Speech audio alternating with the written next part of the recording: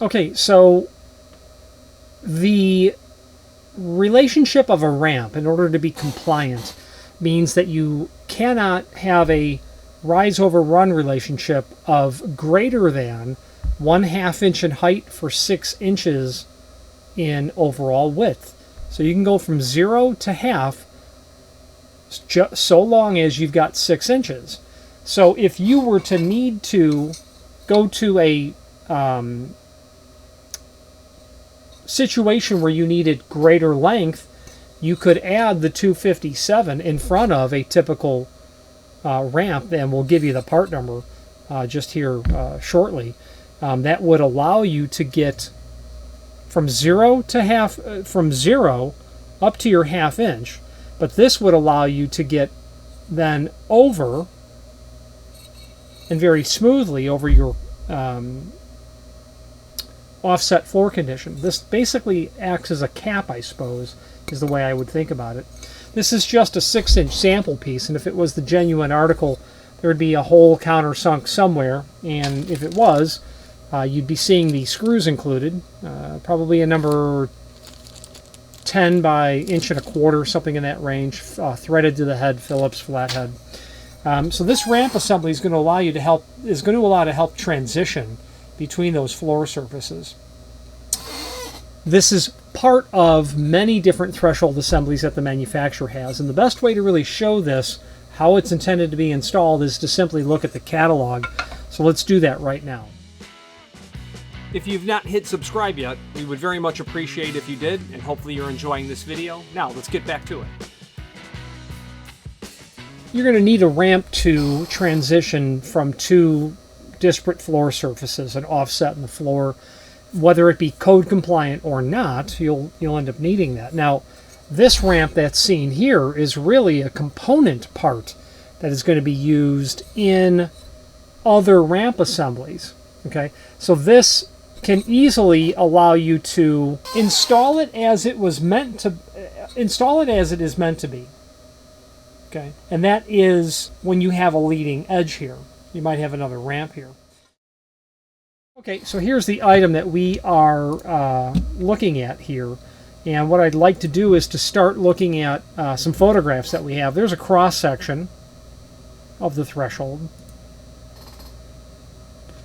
Same type of view. You can see here that it's not meant to sit flat on the floor. Only this area is going to, and then this will come down. The top trailing edge, I suppose. The edge that's going to butt to the back side of the additional threshold. Close-up view of that with the ball groove, well, the fluting that's put there in the extrusion. The underside of the unit. And then your fasteners. The extended description talks about the modular ramp thresholds are an improvement over the 257, 259. However, what they're saying here is that their modular system of ramp components is an improvement because they've come up with a way to have lots of different pieces that can be stacked together. So we'll show that to you. Now, they say to use the 257 with an abutted 1:12 concrete slope. The problem with that is it needs to be used like this, more typically. This is the area where I'm coming in with the 9-inch, because you'll get 3-inch here, and then certainly with this 1/2-inch edge here, another 6 inches, and it's the 1:12 slope relationship that would make 3/4 inch. I mean, that's just, you know, they're showing us transition over a 1/2-inch height here, but ultimately the height of that becomes 3/4 inch. So this on its own is not handicap compliant. You have to have that leading edge, because this blunt height exceeds the 1:12 plus what is called out in A117.1 or .9. I forget the document. I'll show that to you in a moment. It's not handicap compliant when used alone. You can Pemcoat this. You can put an abrasive coating over this. It would kind of look like very heavy grit sandpaper. Anti-slip. And Pemco can be applied to any finish, but I don't think I would order dark bronze because it will mask much of the finish. So let's take a look at the catalog. Below this video, as seen here, there's a link to the manufacturer's page. And from here, we can pull up the manufacturer's catalog. So let's do that now. And when that loads, we're going to just simply do a find function on our keyboard for 257. And that's going to allow us to find that. Lots of matches for 257, unfortunately. All right, here we go. And that's what it's really meant to look like. So you could abandon the 257 and just take your 6-inch 259 and butt it up right here. But this ends up really becoming taller. But it's still compliant because your rise over run relationship is not changed at all. So using this on its own, probably not. Although I suppose you could, but you'd want to have something underneath this web that's here. But that's what it's supposed to look like. There's your 259 on its own, and there's your 257 on its own. I suppose this might be okay if you had a 1/2-inch flooring here and you needed a threshold and you weren't going to run the flooring up tight to this offset for some reason. You know, this might work for that.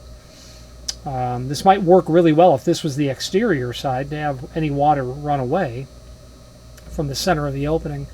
Now, we're going to scroll back up here so we can show you all this modular material.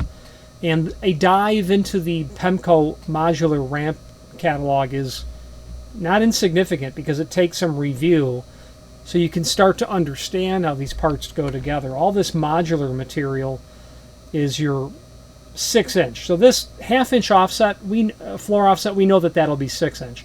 You've got 3/4, well that has to be 3 and that has to be 6. You're doing a 1-inch offset, well you're going to add the 1-inch, you're going to add the R1 component behind the R.5 component. So these components continue to stack on top of each other to the point where you can achieve the offset needed. So a 2-inch offset, that means you're going to literally have a 24-inch wide ramp. And they're telling us that the assembly length, which really to me is width, is 24 7/8 by the time you join all these pieces together.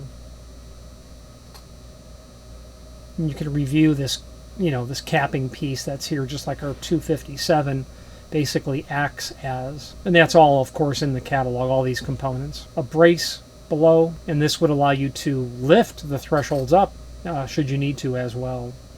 Wings, returned ends, mitered return ends.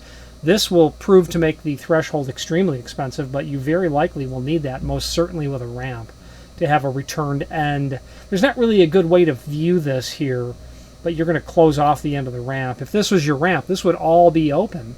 Well, how do you close that? Well, the winged returns can not only close it, but will do so at an angle. Okay, let's wrap up this video on camera. If you've not hit subscribe yet, we would very much appreciate if you did, and hopefully you're enjoying this video. Now, let's get back to it. Hopefully I didn't beleaguer the entire ramp point too terribly difficult, but this is a 257. Would be used with that 259, most likely. I don't think I've ever sold this where it was being used on its own. The D in the part number means the dark bronze finish. When you change the D, you'll be able to pull up different finishes, such as powder-coated dark bronze, powder-coated white, powder-coated black, mill finish, that Pemco, and that's it. The 3 powder-coated finishes, mill, dark bronze, and the Pemco finish. Any questions on the 257D or any other Pemco product, please feel free to reach out to us. And thank you. Thank you for watching, and if you've enjoyed this video, please click thumbs up, please subscribe, and maybe even send the video to someone that you know. Thank you.